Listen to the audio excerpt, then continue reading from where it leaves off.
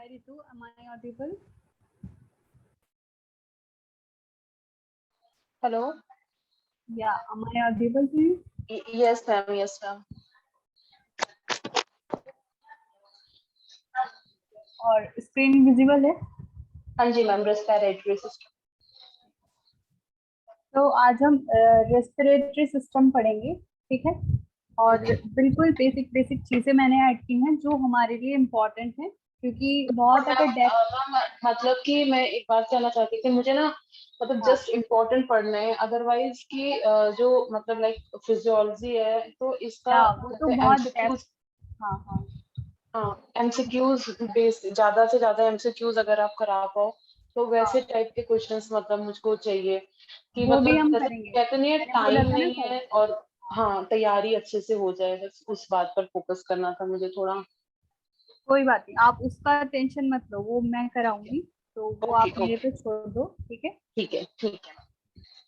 और बेसिक चीजें यहाँ पे ऐड इसलिए करी हैं क्योंकि जो हम जो फिजियोलॉजी में पढ़ते हैं वो बहुत मतलब डेप्थ में भी जा सकते हैं, जी लेकिन जी वो बिल्कुल। हमारे लिए बिल्कुल पढ़ना इम्पोर्टेंट नहीं है ना, उससे क्वेश्चन बनेगा। और अब अगर हम इस स्टेज पे उसे पढ़ेंगे तो वो क्या होगा, कंफ्यूजन क्रिएट करेगा, हाँ, वही वही है वाला ना। नहीं चाहिए मुझे कि कंफ्यूजन क्रिएट हो फिर मतलब 10, क्योंकि इसमें टर्म्स भी बहुत होते हैं जिसको हमें याद ही करना पड़ेगा, है ना। मतलब लाइक 5-6 बार पढ़ो तभी वो रिकॉल कर पाएंगे हम। तो उसी हाँ वजह से होता नहीं है कि जस्ट इम्पोर्टेंट इम्पोर्टेंट थिंग जो होती है वो मैं जान पाऊँ कि क्या है, और मतलब फोकस्ड ऑन एमसीक्यूज ओनली। तो मतलब बेसिक जो है मेरा वो हाँ, मैंने आपको बता दिया। हाँ ठीक है ठीक है। हाँ। जी। अभी ये फिजियोलॉजी हो जाएगी, और अभी हाँ तो जी, आज तो नहीं एमसीक्यूज है, कल को कोई बात नहीं मैम। है ना, कल को हम डिस्कस करेंगे थोड़ा। और फिर एक हम 2-3 सेशन ऐसे ही लेंगे जिसमें सिर्फ हम प्रैक्टिस करेंगे, ठीक है। या तो मैं सेशन लूं या फिर मैं आपको हम्म, टेक्स्ट फॉर्म में दूं, जैसे भी होगा, पर आपको मिल हाँ जाएगा, जी। एमसीक्यू की टेंशन नहीं है, हाँ, ठीक है। ओके ओके प्रैक्टिस ओके आपसे मैम। मैं म्यूट करके पढ़ती हूँ आज। ठीक हाँ है मैम। ठीक है ठीक है। ओके आप मुझे चैट में आंसर करते रहिएगा अगर आपको ओके मैम। लंग्स में, ठीक है। देन ये ये ट्रैकिया है, और फिर ये आगे जाके दोनों लंग्स से कनेक्टेड है। और यहाँ ब्रोनकाई है, ब्रोनकाई मतलब जिस जो आगे ट्रांसफर कर रही है सारी सेल पूरा। फिर आगे रिब है, तो रिब तो आपको पता ही कि रिब बोन है। फिर डायफ्राम जो कल एक जगह आया भी था, तो ये डायफ्राम है, ठीक है। ओके, तो ये तो स्ट्रक्चर है जिसे पढ़, अब एक बार मैंने यहाँ पे स्टार्टिंग में इसलिए लगाया ताकि आपको ये जो है क्लियर हो जाए, ताकि आगे आपको जो भी हम पढ़ेंगे वो सब सही रहे, आपको समझ में आता रहे, ठीक है।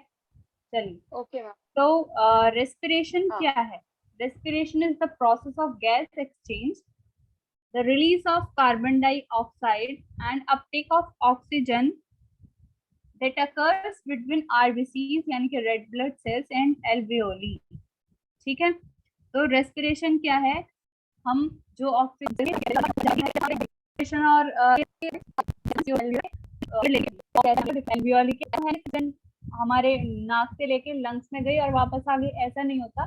पूरे हमारे बॉडी जैसे नोज से लेके नेसल कैविटी, और फिर वो ट्रैकिया के थ्रू हमारे लंग्स में जाती है। और लंग्स में फिर रेस्पिरेशन मतलब जो गैसेस एक्सचेंज होती हैं वो होती है, और फिर रेस्पिरेशन होता है, हर सेल को ऑक्सीजन की नीड होती है। फिर वो वहां से CO2 जो क्या कहते हैं, जो ऑक्सीजन के बाद वो जब यूज हो जाती है ऑक्सीजन, तब वहां से CO2 निकलती है, तब होता है ये पूरा प्रोसेस, ठीक है। फिर diffusion of O2 and CO2 between blood and tissues. तो O2 और CO2 का दोनों का डिफ्यूजन जरूरी है। ब्लड एंड टिश्यूज मतलब डिफ्यूजन होता है क्योंकि जैसे आप एक ये मान लीजिए सेल है, लेट मी ड्रॉ,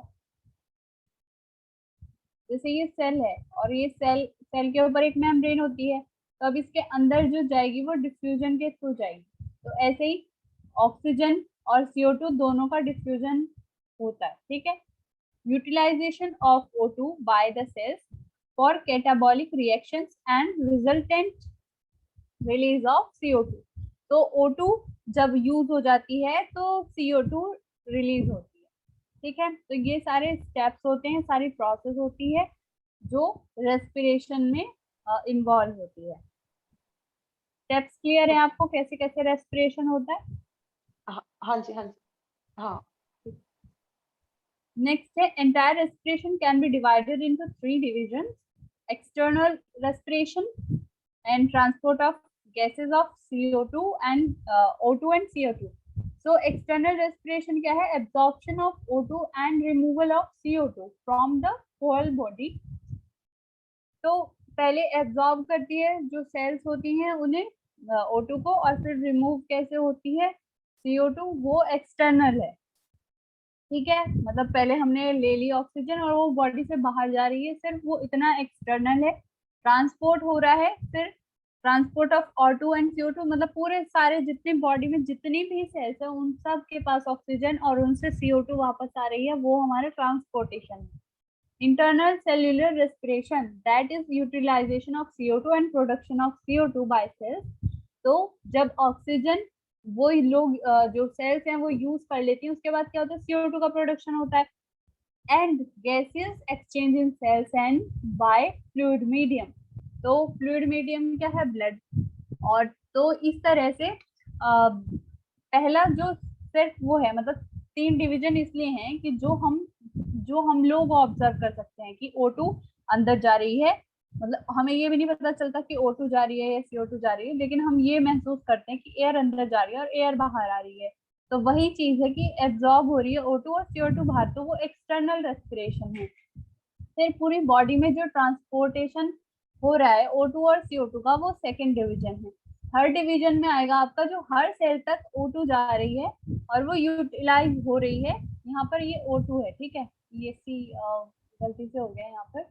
तो हर सेल तक O2 पहुंच रही है और उसके बाद CO2 का प्रोडक्शन हो रहा है, और CO2 के प्रोडक्शन के बाद फिर वो किसी ना किसी तरह से लंग्स के थ्रू, लंग्स के पास आ रही है। ठीक है, सेल्स में एक्सचेंज हो रहा है O2 और CO2 का, ये थर्ड डिवीजन। ठीक है, now we move to the next. ये आपको दिख जाएगा यहाँ पे इनहेलेशन और एक्सहेलेशन का प्रोसेस पूरा।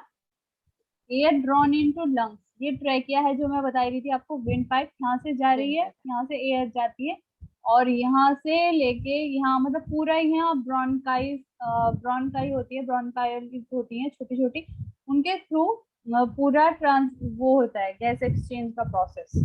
ठीक है, और ये एक्सहेलेशन है। ठीक है, यहाँ से एयर वैसे ही वापस जाती है जैसे कि आती है। ओके, तो इतना ही है इसमें, तो बाकी ये चीजें इंपॉर्टेंट है नहीं। इंटरकॉस्टल मसल कॉन्ट्रैक्ट, ये वाला जो यहाँ पर लिखा है, ये वही है जो आपको स्टार्टिंग में दिखाई थी, जिसकी वजह से हमें पता चलता है कि लंग्स में रेस्पिरेशन का काम चल रहा है। जो हमें महसूस होती है ना मूवमेंट, वो इंटरकॉस्टल मसल की वजह से होती है, वो मूव करती है इसीलिए होती है। ठीक है, नाउ मैकेनिज्म ऑफ ब्रीथिंग। तो कैसे ब्रीथिंग कैसे होती है? ब्रीथिंग क्या है? Inspiration and expiration of gas, मतलब ऑक्सीजन जाती है पहले बॉडी में और फिर वो वापस आती है CO2, तो ये इंस्पिरेशन एंड एक्सपायरेशन है। Breathing involves 2 stages, inspiration during which atmospheric air is drawn in and expiration by which alveolar air is released out. During inspiration, inhalation, the diaphragm and intercostal muscle होगा यहाँ पर। ठीक है, intercostal muscle contract, तो वो contract करती है जिसकी वजह से जो एयर है वो अंदर जाती है, मतलब हम इनहेल करते हैं और उसके बाद क्या होता है? वो रिलैक्स हो जाती है मसल्स, जिसके बाद बॉडी से कार्बन डाइऑक्साइड बाहर आ जाती है, या हम कहें कि एयर एक्सपायर हो जाती है बॉडी से। ठीक है, तो कॉन्ट्रैक्ट होती है तब वो अंदर आती है, मतलब फिर उसके लिए स्पेस रहता है वहां पर, फिर वो बिल्कुल रिलीज हो जाती है ताकि जो एयर है CO2 है वो बाहर चली जाए। अब ऑर्गन्स कौन कौन से इन्वॉल्व होते हैं रेस्पिरेटरी सिस्टम में? तो जैसे पहले मैंने स्टार्टिंग में दिखाया आपको, पहले नोज है, फिर उसके पास नासल कैविटी है, मतलब नोज और नासल कैविटी। फेरिंग्स है, लेरिंग्स है जिसे वॉइस बॉक्स भी बोलते हैं, ट्रैकिया है, विंड पाइप, ब्रोंकाई है, लंग्स है, एल्वियोली है। ठीक है, तो ये सारे स्ट्रक्चर, ये सारे ऑर्गन्स जो हैं इन्वॉल्व होते हैं रेस्पिरेटरी रेस्पिरेशन में, रेस्पिरेटरी सिस्टम। ठीक है, तो फर्स्ट है nose. Nose is a part of respiratory tract lying above mouth. तो मुंह के ऊपर नाक होती है। It is made by hyaline cartilage. तो आपने सबको बताया थोड़ा हार्ड हार्ड लगता है ना नाक को छूने के बाद, नोज अपनी आपने टच करके देखते ही है सब। तो वो हाइलिन कार्टिलेज होता है, ठीक है, जिसका वो बनी होती है। ठीक है, it is divided into right and left nasal cavity by nasal spectrum. तो दो हम देखते हैं कि दो तरफ मतलब दो हमारे नॉस्ट्रिल होते हैं, तो उसमें वो डिवाइड किसकी वजह से होती है, नासल सेप्टम की वजह से। एक छोटी सी बोन और होती है वो, उसकी वजह से वो डिवाइड होती है, उसे नासल सेप्टम बोलते हैं। Its anterior portion is cartilaginous and posterior portion is bony. तो इसका जो आगे मतलब आगे वाला जो पार्ट है वो कार्टिलेजिनियस होता है, मतलब कार्टिलेज का बना, और पोस्टीरियर होता है बोनी, मतलब बोन का होता है। ठीक है, the nasal cavity is open outside through nostrils or external nares। Nostril या फिर उनको एक्सटर्नल नेयर्स नेयर्स बोलते हैं, जो हमें दो होल दिखाई देते हैं नाक के, अपने नोज के, वो। The nasal cavities open posteriorly into the nasopharynx through internal nares. तो जो नासल कैविटी है ये मतलब पूरी नोज जो नासल कैविटी मतलब जो नाक का जितना भी पोर्शन है वो बाद में कहाँ पर जाकर ओपन होता है, नासोफेरिंक्स में। इसके थ्रू इंटरनल नेयर्स के थ्रू। ठीक है, क्लियर है आपको? आप चैट बॉक्स में, ठीक है, अगर कोई भी कंफ्यूजन है मैं एक बार भी चेक कर।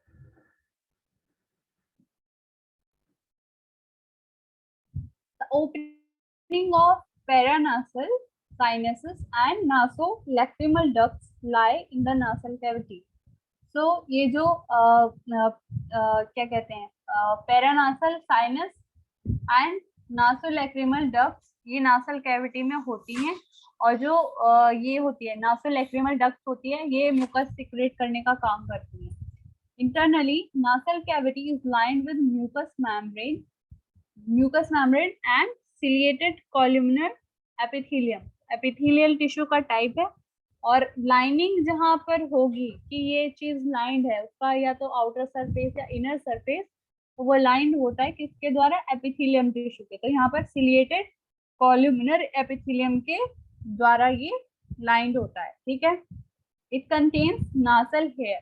तो नाक में छोटे छोटे हेयर्स भी होते हैं जो रोकते हैं डस्ट पार्टिकल और बाकी फॉरेन पार्टिकल्स को अंदर जाने से। ठीक है,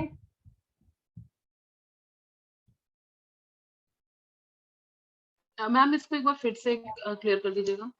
ओके, पूरा करना है स्टार्टिंग से। ठीक है, मैं मैम लास्ट के दो ऐसे एक बार मतलब बस ऐसे ब्रीफ सा बता दीजिए। The opening of paranasal sinuses and nasolacrimal ducts lie in the nasal cavities। तो जो ये दो ओपनिंग मतलब ये पैरानासल साइनसेस और नासोलैक्रिमल डक्ट्स जो होती हैं वो यहाँ पर जो उनकी ओपनिंग कहाँ पर होती है, नासल कैविटी में होती है। ठीक है, और वो पूरे आपका जो नासल पैसेज होगा वहां से वो जुड़ी हुई होंगी, और उनकी जो ओपनिंग होगी वो पूरे नासल कैविटी मतलब जो आपको दिखाया था ना स्टार्टिंग में, ये यहाँ पे ये नासल कैविटी है, यहाँ पर उनकी ओपनिंग होती है, इस जगह पर वो होती है। ठीक है, ठीक है मैम, ठीक है।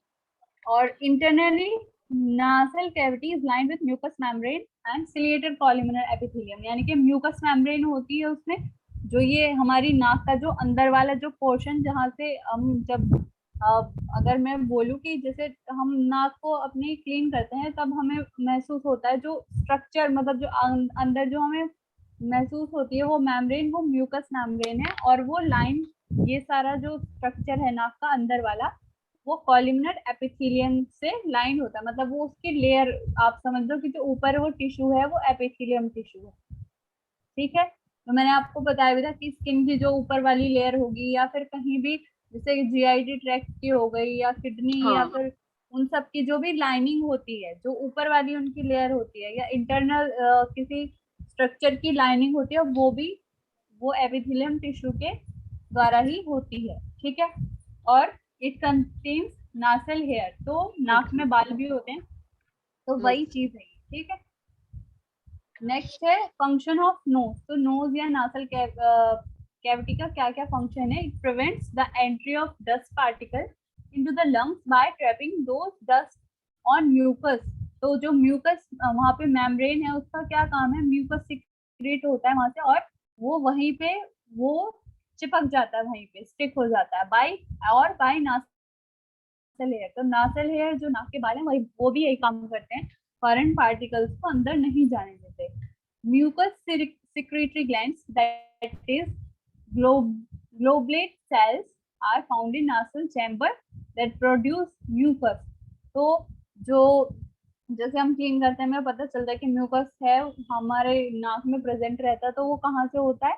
ग्लोबुलेट सेल्स होती हैं, ठीक है, वो प्रोड्यूस करती हैं, और वो सेल्स होती किसके हैं? म्यूकस सिक्रेटरी ग्लैंड्स होती हैं, ठीक है।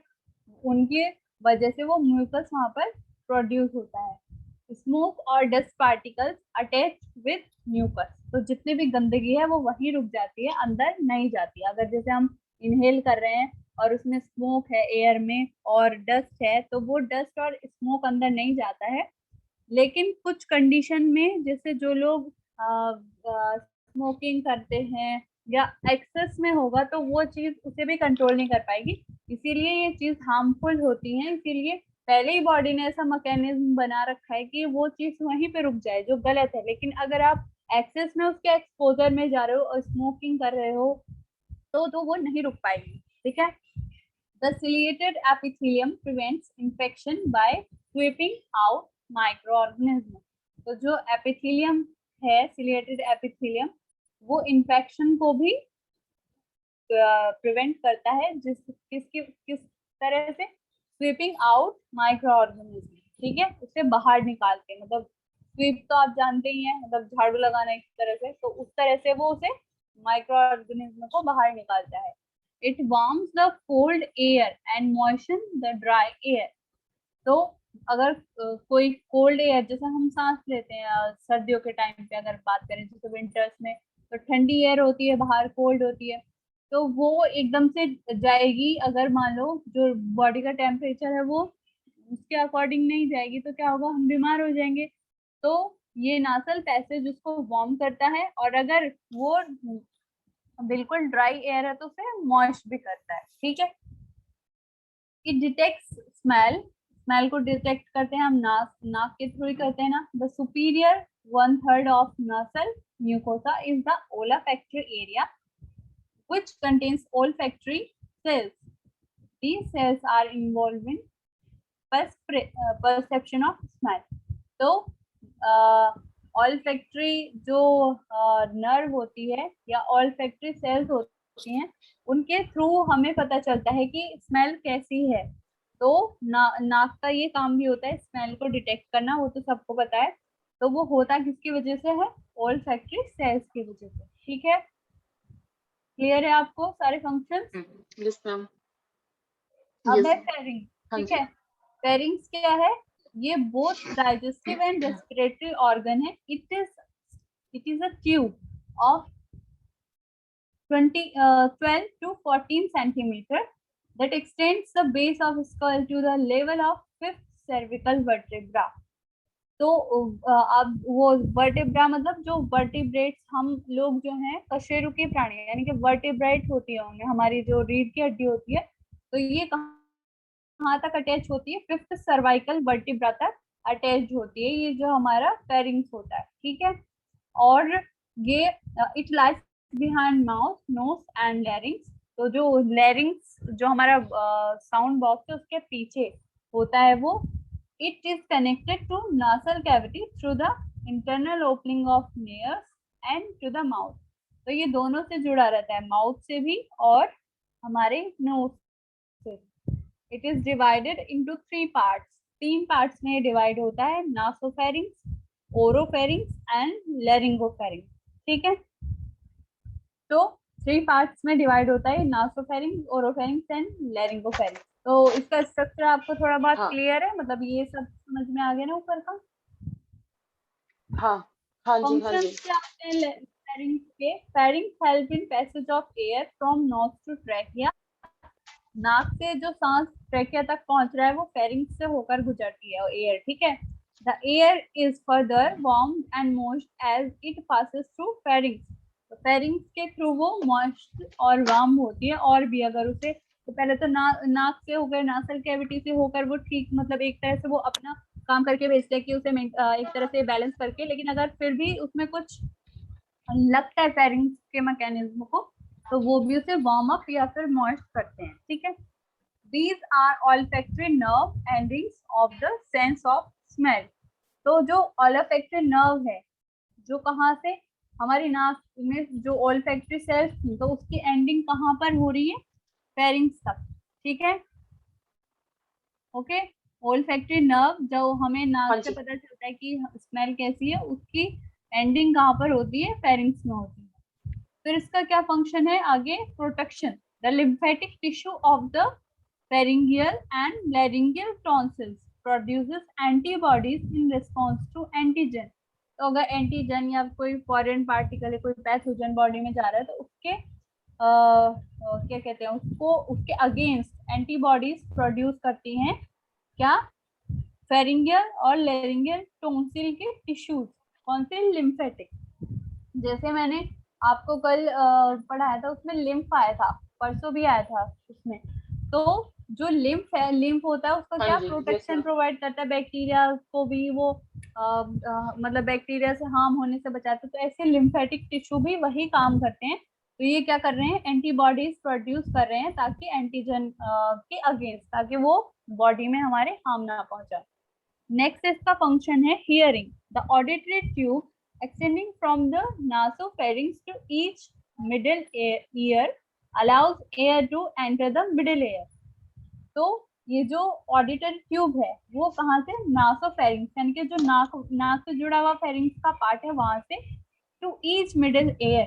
तो आपको जैसे आपने पढ़ा होगा अगर, तो हमारा ईयर के भी 3 पार्ट होते हैं, तो जो मिडिल एयर है उससे वो जुड़ा हुआ होता है। Allow air to enter the middle ear, ठीक है। हमें कैसे जो हमें साउंड कैसे जाती है? एयर के थ्रू ही जाती है। तो वो एयर को मिडिल एयर तक जाने में अलाउ, मतलब उसमें हेल्प करता है या अलाउ करता है एयर को। क्लियर है फंक्शन?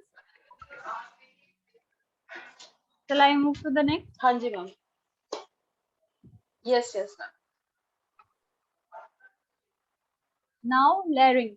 तो लैरिंग्स क्या है? साउंड बॉक्स या वॉइस बॉक्स जिसको बोलते हैं, जहाँ से हमारे बॉडी में साउंड प्रोड्यूस हो रही है। तो हम वॉइस आपकी। तो वो कहाँ से प्रोड्यूस हो रही है? लैरिंग्स से, ठीक है। It is situated in the anterior neck that is front of oesophagus, ठीक है। इसोफेगस जो हमारा फूड पाइप है उसके फ्रंट में ये सिचुएटेड होती हाँ है। हाँ। It is small thin wall tubular part present in the neck at the apex of trachea. तो ये ट्रेकिया के अपेक्स में, मतलब एकदम से यहाँ पे आपको दिखा दूं एक बार और,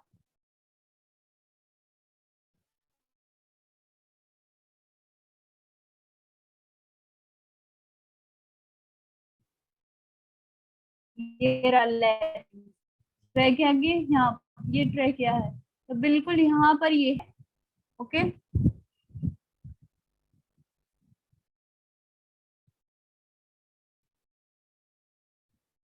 आपको दिखा था ना? ठीक है, चलो। It is a small, thin wall, tubular part present in the neck at the apex of trachea.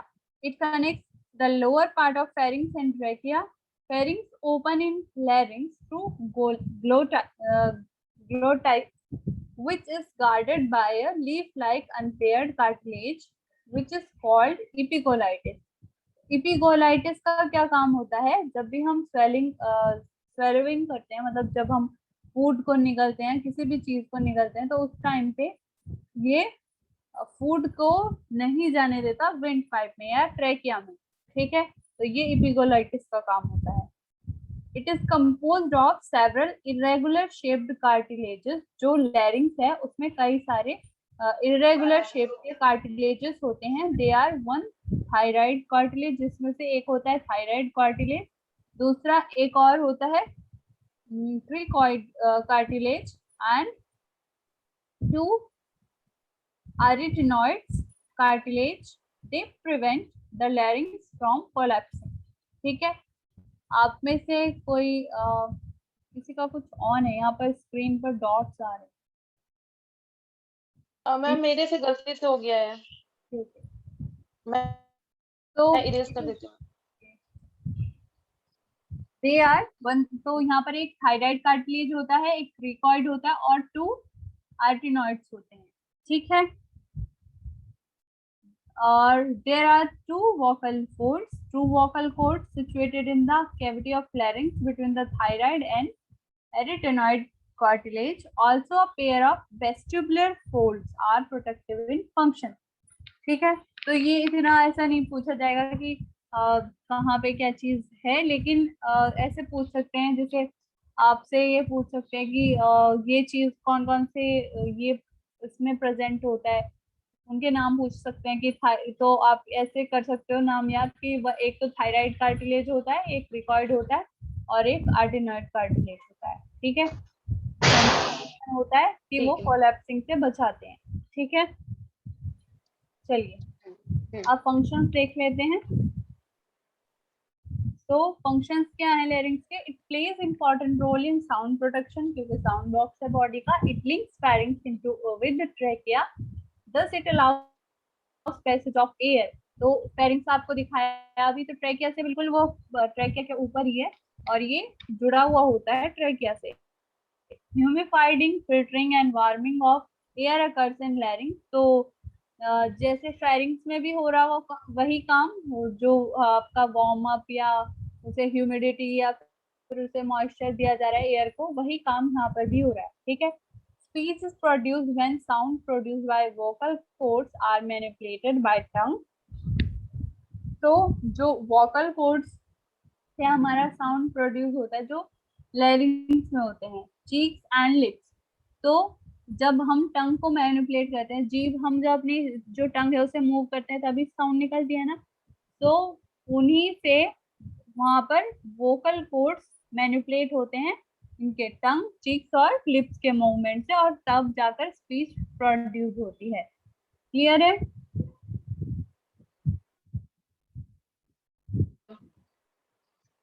आप चैट बॉक्स में भी आंसर दे सकते हो।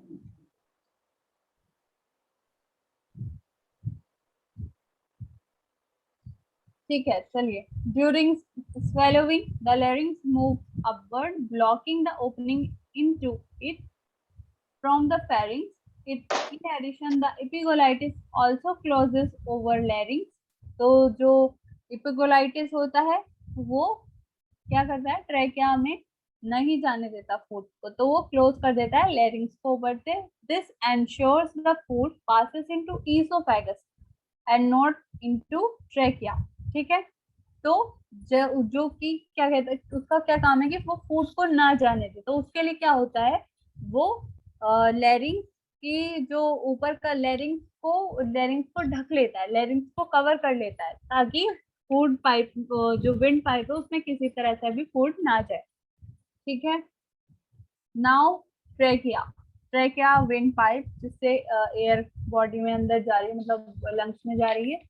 It is hollow tube of about 11 to 12 centimeters in length and about 2.5 centimeter in diameter। तो इसकी length ऐसे और डायमीटर मतलब उसकी जो चौड़ाई आप कह सकते हैं।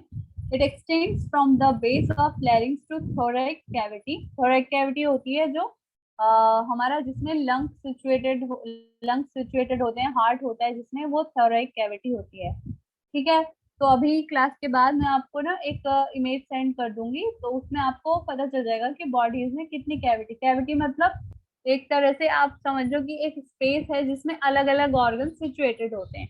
तो ऐसे हमारे में पेल्विक कैविटी और ये थोरैक कैविटी और इस तरह से नासल कैविटी और भी बहुत सारी कैविटीज हैं मतलब जिसमें सारे ऑर्गन सिचुएटेड होते हैं अलग अलग, ठीक है। तो थोरैक कैविटी में हमारा हार्ट और लंग सिचुएटेड होता है। It runs in the neck in front of oesophagus. तो ये कहाँ होता है? ईसोफेगस के फ्रंट में होता है, नाक से लेके। The wall of trachea is lined by pseudostratified ciliated epithelium। यहाँ पर भी आप देख रहे हैं epithelium। तो कहीं भी क्वेश्चन अगर बनता है किसी की ट्रेकिया के बारे में, आपको ये चीज क्लियर होगी? Yes, okay. Now, functions of trachea. The mucus lubricate the passage and cilia help to filter out dust. तो ये म्यूकस जो है वो ल्यूब्रिकेट कर देता है पैसेज को, जिससे डर्ट पार्टिकल भी आगे नहीं जाते, और सिलिया जो है वो डस्ट को फिल्टर करती है। The constant beating of cilia carry mucus and derbis upward into pharynx, where upon it is swallowed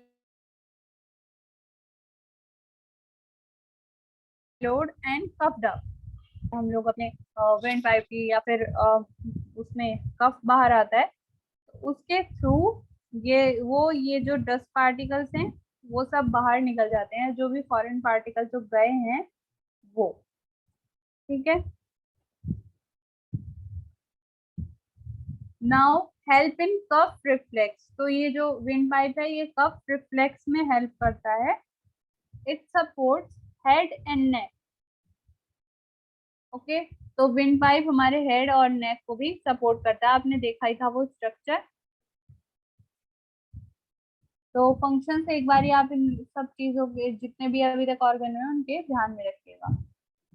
now next one is, as the trachea reaches into thoracic cavity it divides into bronchi। जो वहां पे आपको बताया था कि bronchi होती हैं, तो ब्रोंकाई में डिवाइड हो जाता है और ब्रोंकस में डिवाइड हो जाता है। जो मेन जो है ब्रोंकस है, और फिर वो राइट एंड लेफ्ट ब्रोंकाई, मतलब दो अलग अलग, जैसे लंग्स हैं तो दो अलग अलग लंग्स में होंगी ना, तो राइट और left bronchi. Each bronchus has the structure similar to trachea. तो ट्रेकिया जैसा ही स्ट्रक्चर होता है, आगे भी जाके वो सब डिवाइडेड होगी अभी। The right bronchus is wider than the end shorter than left bronchus. तो जो राइट ब्रोंकस है वो चौड़ा होता है और उसकी लेंथ जो होती है वो शॉर्ट होती है, ठीक है। वाइड होता है बट वो उसकी लेंथ होगी वो शॉर्ट होगी। It is about 2.5 centimetre long and left bronchus is about 5 centimetre in length, ठीक है। तो ये 2.5 सेंटीमीटर लॉन्ग होता है और जो लेफ्ट है वो 5 सेंटीमीटर, यानी कि समझ लीजिए कि दोगुना ही होता है वो लेफ्ट वाला उसका, यानी कि हाँ लेफ्ट वाला उसका दोगुना होता है। Each bronchus when entered in corresponding lungs, it divides into smaller secondary bronchi। तो उसके बाद फिर एक बार उसका डिवीजन होता है, वो ब्रोंकाई उसकी subdivision bronchi, then into tertiary bronchi, और फिर उसमें से एक और ब्रोंकाई, जैसे आपको दिखाऊं ऐसे होता है स्ट्रक्चर। यहाँ पे ये आपका पूरा ये यहाँ पे ट्रैक किया है, ठीक है, ये आपका ट्रैक किया है और यहाँ से ट्रैक किया ये ऐसे हो रहा है, ठीक है। और ये लंग्स है यहाँ पर, ये ठीक से तो नहीं बन पाएगा, जैसा भी बनेगा बट आपको समझ आ जाएगा। तो ये लंग्स हैं और लंग्स में, अब लंग्स के अंदर का मैं बता रही हूँ, ये एक ब्रोंकाई है और फिर इसका डिवीजन हुआ ऐसे, और फिर उसमें से एक और ब्रोंकाई निकली, वो टर्शरी ब्रोंकाई है, और उसके बाद उसमें से स्मॉलर और भी छोटी छोटी, एक में से भी ऐसे ऐसे और भी छोटी छोटी ये स्ट्रक्चर जो निकल रहे हैं ट्यूब, उनको ब्रोंकाइटिस बोलते हैं, ठीक है। देन इनटू टर्मिनल ब्रोंकाइटिस, यानी कि फिर और भी जो लास्ट में जो बिल्कुल एंड में जाकर उसका डिवीजन होगा उसको टर्मिनल ब्रोंकाइलिस बोलते हैं। Bronchioles continue to branch and open into respiratory bronchitis, which in turn branch into alveolar duct that lead into alveoli. तो alveoli बहुत ही माइन्यूट सा एक स्ट्रक्चर होता है। तो ये ट्रैकिया में जो ब्रोंकाई है वो पहले ट्रैकिया जो है ट्रैकिया डिवाइड होती है। तो ये जो यहाँ पर डिवीजन हो रहा है ट्रैकिया का, ये ब्रोंकाई है, ब्रोंकस या ब्रोंकाई, और फिर इसका डिवीजन हो रहा है सेकेंडरी टर्शरी में, फिर वो आगे जाकर डिवीजन हो रहा है उसका ब्रोंकाइलीज में, और वो रेस्पिरेशन उसकी वजह से हो रहा है, और वो और भी फिर आगे जाके उसका भी एक तरह से उसमें भी ब्रांचेस निकल रही हैं, और वो एल्वियोली के रूप में आपको फिर आगे दिखाई देंगी। ठीक है, इतना क्लियर हुआ, इसका डिवीजन पता चल गया कैसे ब्रोंकस, ब्रोंकाई, ब्रोंकाइलिस।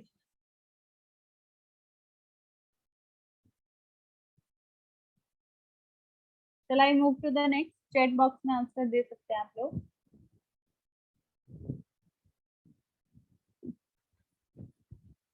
लास्ट वाला, ठीक है, okay. Bronchioles continue to branch, मतलब कि उसका एक, जैसे आप अभी देख रहे थे कि ब्रोंकाई से ब्रोंकाइलिस बन रही थी, बट ब्रोंकाइलिस तक जाकर, टर्मिनल ब्रोंकाइली तक जाकर भी उसका जो डिवीजन है वो खत्म नहीं हो रहा, वो उसमें से और भी ब्रांचेस निकले जा रही हैं, और फिर वो एल्वियोलर डक्ट के रूप में आपको एक स्ट्रक्चर दिखाई देगा। और एल्वियोलर डक्ट जो है आगे जाकर वो किसे लीड करे, मतलब क्या वो किस रूप में दिखाई देगी, एल्वियोली के रूप में। जैसे ये यहाँ पर ये डिवीजन हो रहा है, ब्रोंकाई, पहले ब्रोंकाई है यहाँ पर, ये ब्रोंकस है, फिर उसका डिवीजन हुआ प्राइमरी तो है ये, यहाँ पर सेकेंडरी डिवीजन हुआ, ये टर्शरी हुआ, फिर उसके बाद यहाँ पर ये इसका टर्मिनल डिवीजन हुआ, और टर्मिनल डिवीजन के बाद भी अभी तक ये ब्रोंकाइलिस है। अब ये आगे जाकर एल्वियोलर डक्ट्स में डिवाइड होगी, और फिर जाकर वो आपको एल्वियोली के रूप में दिखाई देगी आगे। आई थिंक अब क्लियर होगा, ठीक है। तो ये जो है लैरिंग्स का, आपको ये जो मैंने ब्रोंकस और ब्रोंकाइलिस दिखाने के लिए ये स्ट्रक्चर यहाँ पर ऐड किया है। तो ये यहाँ पर आपको ये दिखाई देगी, ये लैरिंग्स, ये सॉरी ये लैरिंग्स है, और ये है ट्रैकिया। तो ट्रैकिया का डिवीजन हो रहा है, ये आपका प्राइमरी ब्रोंकस है, ठीक है, ब्रोंकस यानी ब्रोंकाई। तो प्राइमरी है ये, जब तक वो लंग्स में जाकर डिवाइड नहीं हो रही तब तक, ठीक है। अब ये यहाँ पर डिवीजन होना शुरू हो गया है, ये सेकेंडरी है, और सेकेंडरी के बाद ये जो आगे डिवीजन हो रहा है ना इसका, ये टर्शरी है, और उसमें से भी जो छोटे छोटे निकल रहे हैं वो टर्मिनल है। टर्मिनल के बाद ये जैसे आपको दिख रहा है, ये बिल्कुल छोटा जो निकला है टर्शरी से, उसके बाद भी वो एल्वियोली के रूप में आपको आगे दिखाई देंगे। तो अब इसके फंक्शंस देख लेते हैं एक बारी। फंक्शन क्या है ब्रोंकाई का, connects the trachea to the lungs and allows air from external respiratory openings into lung. ठीक है, क्लियर है इतना?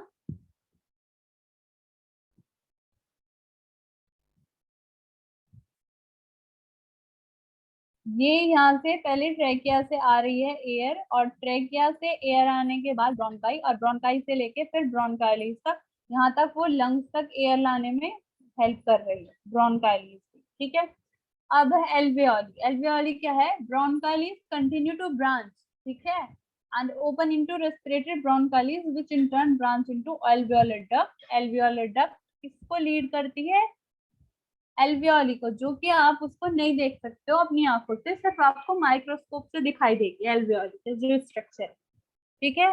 इतनी देर से यही मैं आपको समझाने की कोशिश कर रही थी कि एल्वियोली कहाँ से एल्वियोली आएगी, ठीक है। सो एल्वियोली क्या है, gases exchange takes place in alveoli.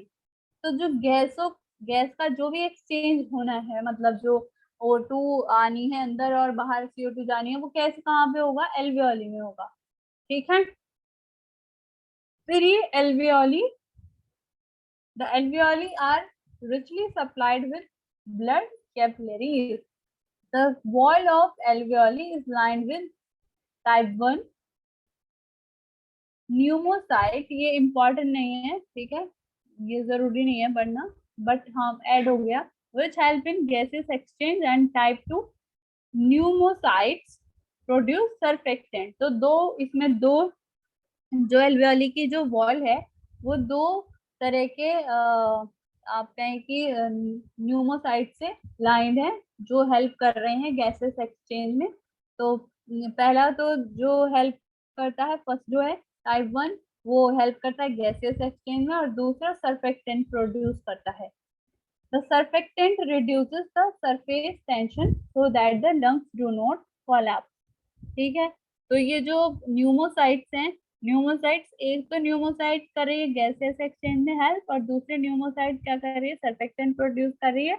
और उन सर्फेक्टेंट की वजह से, वो सर्फेक्टेंट क्या है, सरफेस टेंशन को रिड्यूस करते हैं. ओके, ताकि जो है लंग्स कोलैप्स ना हो. ओके, इतना क्लियर है?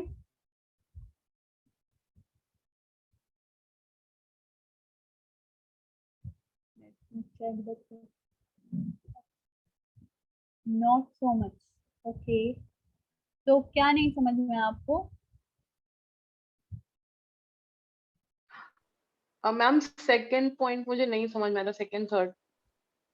ओके, सेकंड थर्ड ठीक है. ये सेकंड गैसेस एक्सचेंज एल्वियोली में होता है, इतना तो पता चल गया आपको. और कैपिलरीज के थ्रू हमारा ब्लड सप्लाई होता है बॉडी में, जो भी सप्लाई होता है कैपिलरीज और आरबीसी बिल्कुल से पास पास अटैच होती हैं, तो तब ब्लड सप्लाई होता है. अब क्या है, the wall of alveoli. Alveoli जो है, एल्वियोली की वॉल में दो तरह की लाइनिंग होती हैं. जो पहली मतलब लाइनिंग कौन कौन से होती है उसमें, टाइप 1 न्यूमोसाइट से और टाइप 2 न्यूमोसाइट. ये स्ट्रक्चर है वॉल में जो एल्वियोली है. जैसे आपका ये मैं दिखाती हूँ. जैसे आपका ये एल्वियोली है ऐसे, ठीक है, नहीं यहाँ पर देखिए ये एल्वियोली है आपका, मान लो, ठीक है. तो इसका जो इसका इंटरनल स्ट्रक्चर है ना, ये अंदर वाला जो पोर्शन है, जैसे आप मसल को देखें, किसी मसल तो बहुत बड़ी चीज मतलब हो गई. एल्वियोली के अंदर जो लाइनिंग है वो न्यूमोसाइट टाइप 1 और न्यूमोसाइट टाइप 2 की होती है. अब ये न्यूमोसाइट 1 जो है वो क्या करती है, गैसेस एक्सचेंज में हेल्प करती है. और जो दूसरी न्यूमोसाइट है जो टाइप 2 है वो क्या करती है, सर्फेक्टेंट को प्रोड्यूस करती है. सर्फेक्टेंट का क्या काम होता है, अब सर्फेक्टेंट करते हैं कि जो टेंशन है उसको कम करते हैं. सर्फेक्टेंट टेंशन को कम करते हैं ताकि जो है हमारा जो लंग्स है वो कोलैप्स ना हो. कोलैप्स का मतलब है कि हार्म ना पहुंचे लंग्स को, और किसी तरह से वो जैसे हिंदी में तो इसका कोलैप्स को बोलते हैं कि किसी चीज का क्षय होना, जिससे कि वो नष्ट ना हो. तो जिससे कि लंग्स को कोई किसी तरह की हानि ना हो, नुकसान ना पहुंचे, उसमें वो सर्फेक्टेंट सरफेस टेंशन को रिड्यूस करते हैं. अब क्लियर हुआ? हाँ जी ma'am.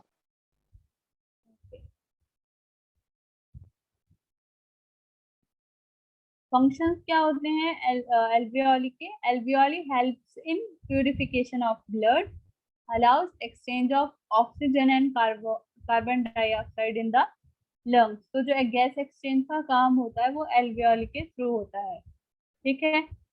Now lungs are a pair of conical organs situated one on either side of thoracic cavity. तो lungs क्या है, दोनों एक साइड होता है, एक इधर और एक इधर. तो thoracic cavity के दोनों अलग अलग साइड में, तो दोनों साइड होते हैं. They are hollow, soft, spongy, plastic, light and pink colored. There are one pair of lungs. They are right lung and left lung. तो एक राइट लंग और एक लेफ्ट लंग होता है, दो पेयर होते हैं. lungs are externally surrounded by two layers called pleural membrane. तो यहाँ पर जो स्ट्रक्चर था ये वाला भी, तो ये जो है, ये जो मेम्ब्रेन आपको दिखाई दे रही है ये प्लूरल मेम्ब्रेन है, ठीक है, ऊपर वाली. तो ऐसे अभी जो एक यूपी पीजीटी का क्वेश्चन वो एग्जाम हुआ था, उसमें आया था कि जो हार्ट के पूछा था कि हार्ट से रिलेटेड कोई कैविटी थी तो उसका नाम पूछा गया था। तो आपसे ये भी पूछ सकते, हार्ट से रिलेटेड किसी मेम्ब्रेन का नाम पूछा गया था। तो यहाँ पर भी आपसे पूछ सकते हैं कि जो लंग्स को जो कवर करती है, लंग्स के आउटर मेम्ब्रेन जो होती है, या फिर ऐसे पूछ सकते हैं तो वो कौन सी होती है। तो वो आपकी होती है ये प्लूरल मेम्ब्रेन। ठीक है, तो आप नोट डाउन कर सकते हो। The outer membrane is called parietal pleural membrane and inner layer is visceral pleural membrane। तो ये इसके भी दो, इसमें भी दो लेयर हैं। तो जो आउटर लेयर है वो पेरिटियल है, एंड अंदर वाली जो है इंटरनल है वो विस्करल है। ठीक है, इतना क्लियर है। हाँ मैम, ये क्लियर है। These membrane protect lungs and stop leaking of air into thoracic cavity. The space between two layers is called pleural cavity। तो जो स्पेस है उनके बीच में दोनों जो मेम्ब्रेन्स है उसे कहते हैं प्लूरल कैविटी, और उसमें प्लूरल फ्लूइड होता है। अब इस प्लूरल फ्लूइड का क्या काम होता है? इट अलाउज स्मूथ और फ्रिक्शनलेस मूवमेंट ऑफ लंग्स। ठीक है, तो लंग्स मूवमेंट कर पाए उसके लिए ये फ्लूइड हेल्प करता है, जिससे कोई फ्रिक्शन ना हो, घर्षण ना हो, और protects the lung from mechanical shock. तो कोई किसी तरह का शॉक ना लगे, इसलिए इसमें ये फ्लूइड हेल्प करता है, मतलब उसे प्रोटेक्ट करता है लंग्स को। Keeps the pleura together and lungs expanded. तो प्लूरा को लंग्स से कनेक्टेड रखता है और लंग्स को एक्सपेंड होने में हेल्प करता है। ये जो हमारा प्लूरल फ्लूइड। ठीक है, इतना क्लियर हुआ?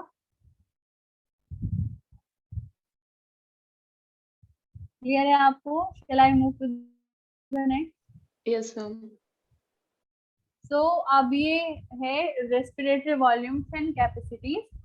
तो इट इज इम्पोर्टेंट, तो ये मेजर्स आप याद रख लीजिएगा। तो यहाँ पर जो वॉल्यूम इम्पोर्टेंट है सिर्फ मैंने वही ऐड करी है। तो tidal volume, inspiratory reserve volume and expiratory reserve volume. तो टाइडल वॉल्यूम क्या है? Tidal volume, volume of air inspired और expired during a normal respiration. So जब हम अभी जैसे मान लो नॉर्मल जो एक व्यक्ति ले रहा है, जैसे नींद में है वो, या फिर नॉर्मली उसे अभी अभी अपना उसका जो है अपने रेस्पिरेशन पे ध्यान नहीं है, तो वो जो नॉर्मली ले रहा है वो कितनी होती है? इट इज अप्रॉक्स 500 ml, और उसको क्या बोलते हैं? टाइडल वॉल्यूम बोलते हैं। ठीक है, that is a healthy man can inspire or expire approximately 6000 to 8000 ml of air per minute।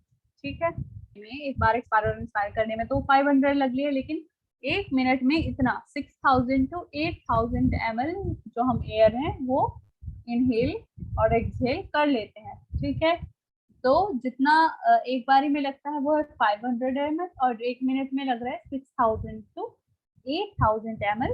वो क्या है? हमारा टाइडल वॉल्यूम है। ये क्लियर है?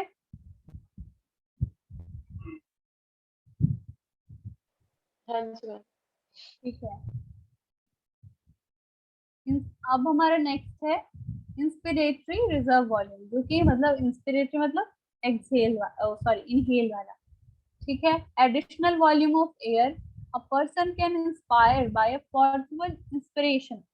अगर हम जैसे आप अगर योगा के बारे में जानते हैं, या फिर आपने कभी प्राणायाम किया है, किसी को करते हुए देखा है, तो वो हम जानबूझकर फोर्स से अंदर लेते हैं वो सारा एयर, वो उसे हम एक, और नॉर्मली भी जैसे कर लेते हैं हम लॉन्ग ब्रीथ लेते हैं, वो रिजर्व वॉल्यूम है जो हम फोर्सफुली ले रहे हैं। ठीक है, और ये कितनी होती है, कितने रेंजेस के? This averages 2500 ml to 3000 ml।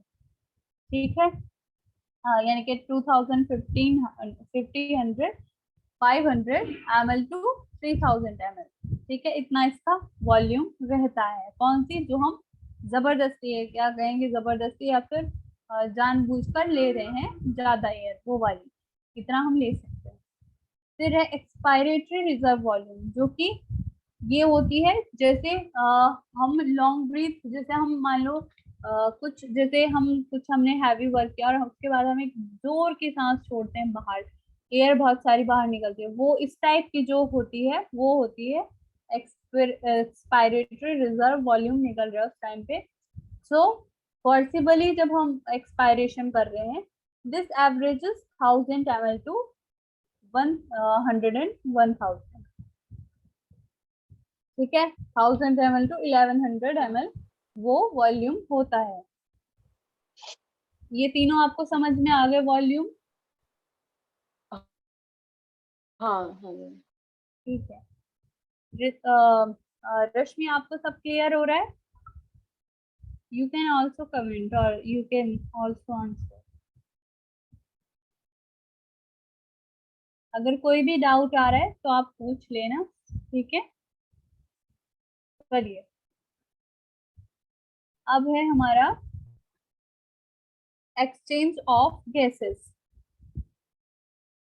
During gas exchange, oxygen exchange of gases, जो हमारा जो हार्ट का जो मतलब, सॉरी हार्ट कह रही हूँ, जो हमारे रेस्पिरेटरी सिस्टम में जो मोस्ट इम्पॉर्टेंट थिंग है exchange of gases, respiration exchange of gases भी तो है कि बॉडी में ऑक्सीजन जा रही है और CO2 बाहर आ रही है, तो वो क्या कैसे होता है, ठीक है।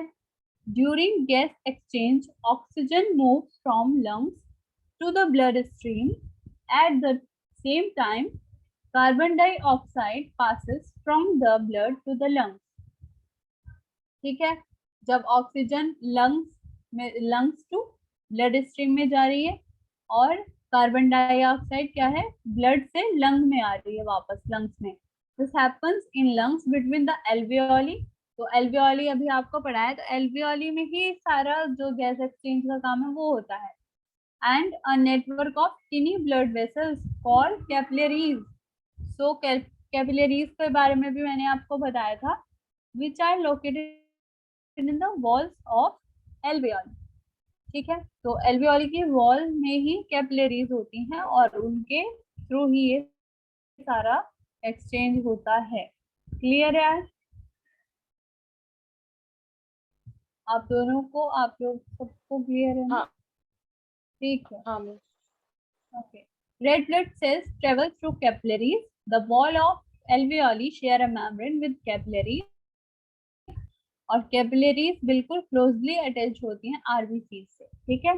और फिर इसी तरह से जो है ये जो ट्रांसपोर्टेशन या फिर एक्सचेंज है वो होता है।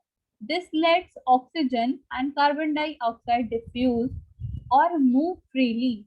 तो पहले जो है एल्वियोली में हो रहा है और एल्वियोली में भी कहाँ पर, कैपिलरीज में, और move freely between the respiratory system and the blood stream. Oxygen molecules attach to red blood cells which travel back to the heart.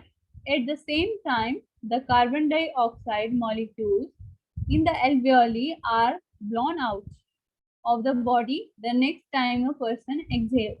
तो ऑक्सीजन मॉलिक्यूल कहाँ है, कहाँ पे अटैच होते हैं, रेड ब्लड सेल्स में, और वो भी हीमोग्लोबिन में, which travel back to the heart, ठीक है, हार्ट तक जाते हैं वो। At the same time carbon dioxide molecules in the alveoli are blown out of the body, वो बाहर निकल जाते हैं जब भी हम एक्सहेल करते हैं, ठीक है। ऑक्सीजन मॉलिक्यूल कहाँ जा रहे हैं, आरबीसी से अटैच हो गए और वो हार्ट तक ट्रेवल करेंगे। अब जो और जो CO2 है वो कहाँ जा रही है, बाहर जा रही है, एल्वियोली से लाकर फिर लंग्स में, लंग्स से लेके फिर वो बाहर जा रही है बॉडी से जब भी हमने एक्सहेल किया। ठीक है, क्लियर है? गैस एक्सचेंज समझ में आ गया? हाँ जी मैम। ठीक है। Gas yes ma'am. Exchange allows the body to replenish the oxygen and eliminate carbon dioxide, ठीक है। तो जो